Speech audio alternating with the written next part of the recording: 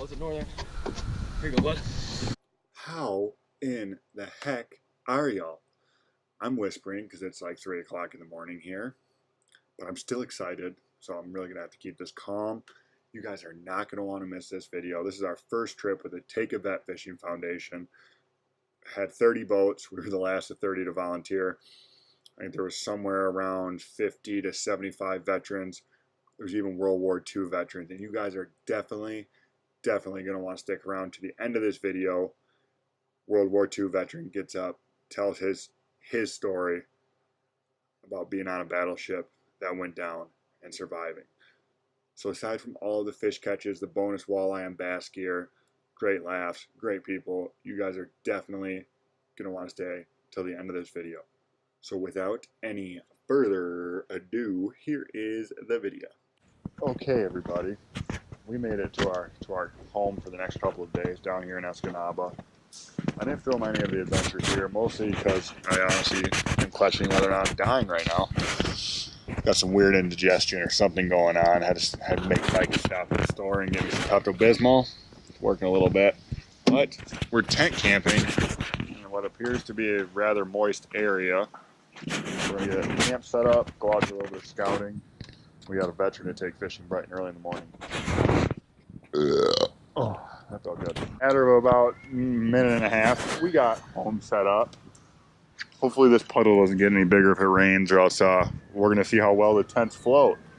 But we're probably going to go out, do a little bit of scouting, and see if we can't get a little bit of a game plan together in the next couple of hours for early morning fishing trip. We are in the water on the Escanaba River. Waiting for Mike to park the truck and trailer, and then we are going to do a little bit of scouting. We're going to start for pike. Depending on how much daylight we have left, we might attempt to target some walleyes, but more or less for this Take a Vet fishing day, I think we're going to be targeting bass and pike because it's what we know best. We tried to check the mouth. We got a tip that there's a secret pike spot out there, but it's a little choppy. We came upstream. I'm throwing a rip and wrap. Mike, what are you throwing? Football head jig with something on it. Oh, that might have been a weed. Guy and his son came by on a kayak. They've been catching the fish, so we at least know they're here. Whether or not we can put a beat down on them. Not sore mouth too many to the point where the veteran can't catch any tomorrow. Came across what appears to have been a bridge of sorts at one point in time. Throwing a white spinnerbait with a white trailer. Haven't caught a fish yet, but I think they're gonna be around here. If I could keep us off of them with the current and the wind, both playing against us, makes it a little more interesting. Uh-oh. Our scouting mission was unsuccessful.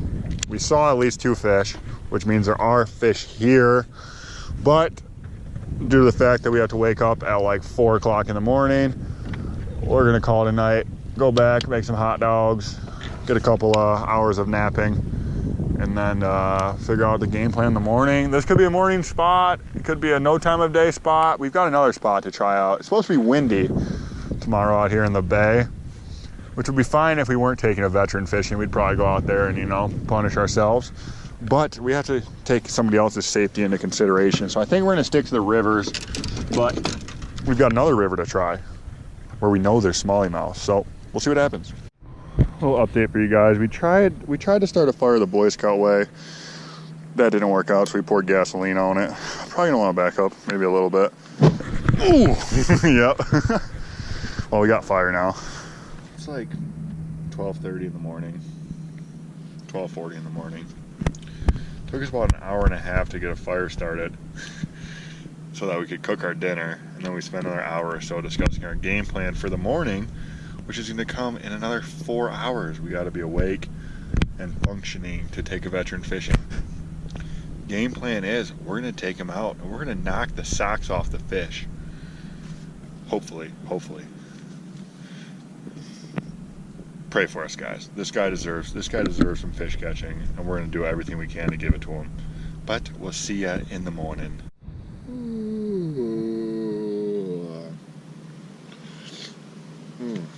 Well, just about got a chance to blink before my alarm went off. It is now windier than it was when we went to bed 4 hours ago. Gonna be interesting.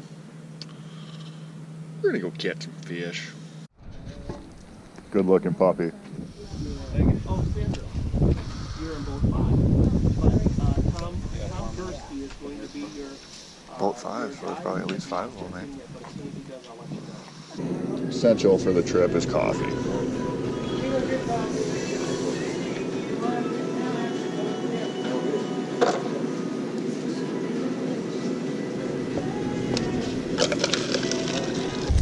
So what branch of the military were you? Army. Army? Yeah, Army aviation helicopter. Yeah, I tried to line my way into the Army, but they wouldn't take me. Go! Well, if you want, Frank, you can sit in the chair back here. No, this is fine. I'm good here. I'm good. Okay. Are you sure? Yeah. Okay. I'll be out of your way, you know. So he's going to be on his rolling motor up front. Yeah, I'm in the market. I'm gonna get a new one, and it'll have a remote control. Like I take a lot of like disabled kids fishing, and it's or I like to spill coffee a lot too. I tried to grab it. Was that one mine too? No, it's mine. Oh, that's all right. But it's, you know, not only do I have to teach the kid how to fish, I have to watch my ears and my eyes. And so if you throw this one, Okay. and then Me too. You knocked it over, and I was like, I got it. And as this is just falling, I grabbed it. hand me that spinning rod with the Shimano reel on it. You hook them in the side like that? Yeah, it's called a Senko worm, and it's called wacky style. It's something, I don't know what it is. It's something about the way that frickin' bait falls in the water that just drives the fish mad. Oh, no. I thought that was a weed. I think that was a pike. Did you see it? No, I didn't see it. I think it was a pike. Well, this thing works. I had little confidence in this bait. Well, I just caught our first fish. Was gonna hand it off to our veteran, and we lost it. Well, that's all right. We at least know there's fish here. Doing better than our scouting mission on the Escanaba River. I don't think a lot of the people, like that one guy was from Traverse City, never fished up here. I think a lot of the people don't really know the area too well. Yeah, that's kind of the thing I like about our nonprofit is, you know, like you got a lot of your associations that target, you know, one demographic, like your Wounded Warriors, Right. Make-A-Wish Foundation, things of that nature. In my opinion, I'm like, why are you, they're almost like racist. It's like, why are you only helping out one type of people? Like, why can't you help out everybody? So our mission statement is to make the great outdoors accessible to anyone and everyone, regardless of age, limitation, or disability. So that basically leaves me wide open where I can take anybody I want. Walleye guys. Wonder if are those the guys that launched before us? If I got out there and realized it was nasty, punching a Senko. Big killer. It's, in theory, it should be a bass killer, but we'll see. That's what I love about the UP. You get that Uper hospitality, you know. You go downstate, nobody's ever gonna, you know, give you a fish. I did not fill it. Why are you limited how much snout you can get? Yeah, I think it's 2 gallons. Oh my gosh. I don't think there were, probably back in your day, there wasn't a limit. No, 5-gallon bucket. I mean, we used to take garbage cans and fill them. Jeez. Those metal trash cans. You ever hear of a burbot? Yeah. You ever fish for him? No. Oh, we'll get you out this winter. Yeah. I go out to Munising at night and just hammer the living piss out of them. And they're so ugly, they're so slimy, they're so smelly. But I would pee on a walleye to eat a burbot. Really? We gotta get a fish today before we start talking about it. Yeah, that's true. You won't want to come out with us again. I'm baffled that we haven't caught a fish yet. Other than that one that we lost. I blame the weather. I haven't taken you to the good spot yet. I'm just making sure you're worthy. Yeah, I'll make sure I get your phone number, and if you ever need a boat for anything, just give me a call. I'm right down the road. Hooked up? Don't fall in the water. Oh, it's a northern. Here you go, bud. I got my light in the water. Look, I got it. Here, Mikey, you give me that one. Or you reeled in, I'll just hand you the net. Or I can ball net him. Bring him this way. Oh, Sorry, uh-oh. sorry. No, that was my fault. I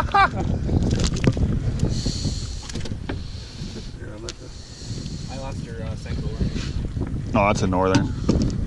Yeah. Not to musky. You also thought a thought a guy riding a bike with a baby stroller was a black bear. Black bear. Well, we got our veteran his first fish. It's not a giant. Yeah. There it goes. Well, you didn't want a picture of that one anyways. A bear. Well, you're not the bad luck charm. That's good to know. I thought we were about to lose that fish on the net job there, Scott. Hey. I put a 33-inch Laker in there and I whiff it on a 13-inch Northern. Sometimes I don't. Sometimes I think you can see just because of some of the stuff you do, and then I watch your net job. And I'm like, nope. I know there's at least one 40-inch pike swimming around with one of my jigs in his mouth. Got one. Oh! You want this one? Yeah, take it. You took a bait casting class, so you should know how to use that. Oh, Yeah, I'll yeah. grab a net. That's definitely a smallmouth. Yeah. All right, we're getting something figured out here. So we got the skunk off our backs here. Now we got about to get our second. We can't talk today in this video. We're about to get our second fish in the boat. Don't jinx us yet. Yeah. Frank's taking it. Oh, I didn't even. That's where he is. I couldn't see where. That's a nice size one. Like a nice size one. That's probably a 14. As soon as you take off the scent that we take the Senko off his rod, I catch one on the same Senko. Do you want to hold it like Just hold him out as far as you can. We'll make him look like a 20-pounder. I call it the long arm, strong arm. You release them? Yep. Snag. We'll make it. I gotta get mine. I gotta get mine unsnagged real quick. A couple of the big 6-pounders we caught out of here. I set the hook and I'm like, God dang it, it's a log. Also, okay, here we go. I got one. I got one. Okay. That's definitely a fish. Here, Mike, I'm gonna let you net this one. All right. We're all tied. We've all got a fish. Don't lose it. Mike, you'll lose it for you. What are you doing? Oh, yeah, buddy. Yeah, they get this time of year. There's still big ones in here, but the small ones come in. Yeah, we're gonna fish this down. We'll go, and then we might have to motor up back up to that spot. We can even anchor if we get into the fish up there. Man, that wind is definitely not calming down. Oh, the wolves too. And the multiple goats. Got one. And they never recovered. Oh, is it northern? No, this one's not worthy. I think there's a lot of reed sticks and stuff over here. They feel. Slimy buggers. So what's that, 2 pike and 2 smallies? Yep. Well, that's 4 more walleye than we would have caught. I mean, if it was a flat, calm day and it was like an 8-hour event, like, yeah, I'd say let's just go troll around a little bit and knock. Maybe we'll catch a walleye, but with chop and limited time, I was like, yeah, we're at least going to catch this guy a fish. I enjoy this. I enjoy this. I watched a lady, probably 67 years old, sit in a lawn chair right here as I get snagged. Catch a 6-pound, probably 6.5-pound smallmouth, using this same worm, the worm you were using earlier, on a bobber. Oh, really? Like something like any bass fisherman would look at that and just roll on the floor laughing. Like when the smallies are really in here, it's like you can catch them on anything. The best part of our Isle Royal trip, the last day we fished before we left, we caught like 12 lake trout. We threw back a bunch of little ones, but I think we kept 4 that day. And the last rod goes, and we think we got a 20-30 pound laker on, fighting just like a 20-30 pound laker would. Fight this thing all the way to the surface. Probably takes about 20 minutes. Get it up. It's about a 15-pound rock with 1 hole. There's only 1 hole in the entire rock, and that's where the hook went. I grew up in the wrong time. They I would be good with a sword, I think. yeah, they also that's where you had your Swiss Banks account. I wouldn't have been turned down from the Army 200 years ago for being blind as a bat. Probably not. Oh, got him. This might be a nicer one. No, not a nicer one. Pike. It's a walleye. It's a walleye. Get that ruler up. This might actually go 15. There's the keeper. See, what did I tell you? I catch more walleye bass fishing than I do actually targeting walleye. This might actually be a little small. Well, it's 14 or 15. 15. Well, we're gonna pray. I got the fish stretcher over here. Oh, what do we got? 14 and 3/4. Hey, you got a walleye. And you caught him in your worm. That is a bass lure. I see your lure. It's got a little bead on it. Yep. Because I've tried the same rig without that, so like, you know, the weight just free falls. Right. The same exact hook and the same exact bait. I never caught a fish on it. I put that bobber stopper, holds that weight there. Oh, this out? What that is? I'm learning all this new stuff. It's called a punch rig. Towards the end of April, early May, right this little spot right here, I caught most of my 6-pounders right in there. We're probably gonna have to send her. We got like 10-10. We just dropped off our veteran back at his car. We are now headed to the campground to drop off the boat. And we are headed back to the VFW hall for a little celebration. We did pretty good fishing. We caught the guy some fish. He even caught his own fish. We let him reel in a couple of our fish. It was all in all a pretty decent time. Met some pretty cool guys. We're gonna meet even probably more cool people at this little get together. Potentially lined up a future sponsorship with Lose. Pretty cool, pretty cool. We'll see how that goes, but we'll keep you updated here shortly. They got coffee and stuff down there. Moseying on in. It's a full crowd. Not too shabby.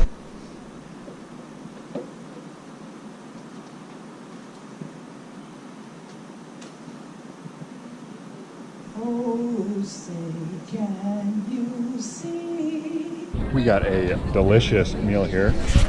We're gonna eat this real quick, and there's a raffle, a little prize giveaway. Hopefully I got the winning ticket if I didn't lose it already. Winning ticket, you got lots of good prizes. Operation Fishing Freedom is currently filming season 2. And there's a gentleman here right now that I'd like to recognize with his family. And his name is Leon Snyder. Leon at 17 years old was on a battleship out in Okinawa and was hit by a kamikaze pilot. Leon spent 3 days at sea. Was in a battleship. I'm going to let the family tell because I'm going to mess this up, but I'm going to let him tell the story. About the destroyer. Didn't cancel.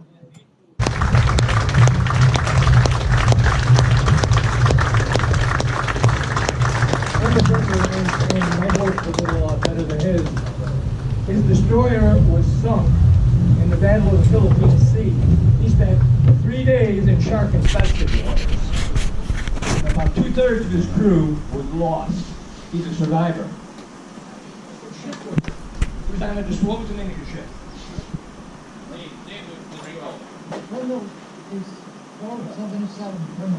The Pringle. DD-447. There you go. Destroyer escort. But it was not a battleship. Big difference. He grabbed the mic as soon as they said their battleship.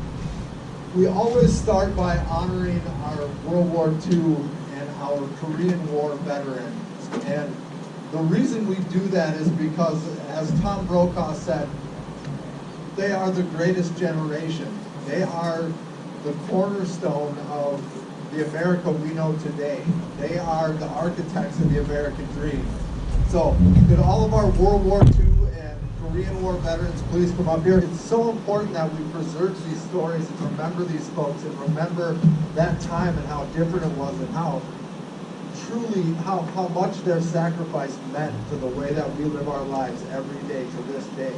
The reason organizations like ours exist is because of the incredibly difficult lessons we learned and the incredibly large price that these men and women paid when they returned home from war. We all know the stories of what happened to our Vietnam veterans, and ultimately they became victims of the very freedom that they were sent to protect.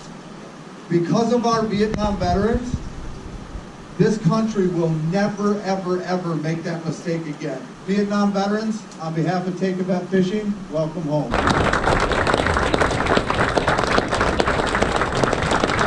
Hey everybody, this is probably going to be the end of this video. We are just getting back to the campground and take a nap. We're going bow fishing tonight down in Rapid River, potentially somewhere else if this wind screws off. All in all, a great event.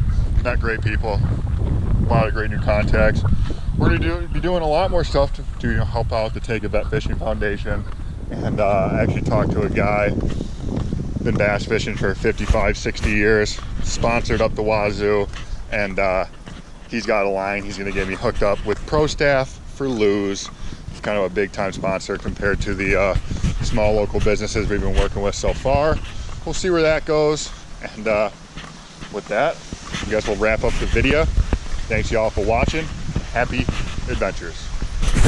At Hunters for Life, it is our mission to make the great outdoors accessible to anyone and everyone regardless of age, limitation, or disability, one partner at a time. Our great partners include Threads and Ink, Huron Mountain Rod Company, made right here in the Upper Peninsula of Michigan, Mud Buddy Motors, based out of Utah, our good friend Nick over at Superior Outfitters, also a dealer for Huron Mountain Rods, Brian McCarter with Nemesis Baits, Light Dreamers, custom pike and muskie baits, based out of Chicago, shipped worldwide. And last but not least, our good buddy Adam Carpenter, host of the one and only Outdoor Show. All right, everybody. Thank you for watching, and as always, happy adventures.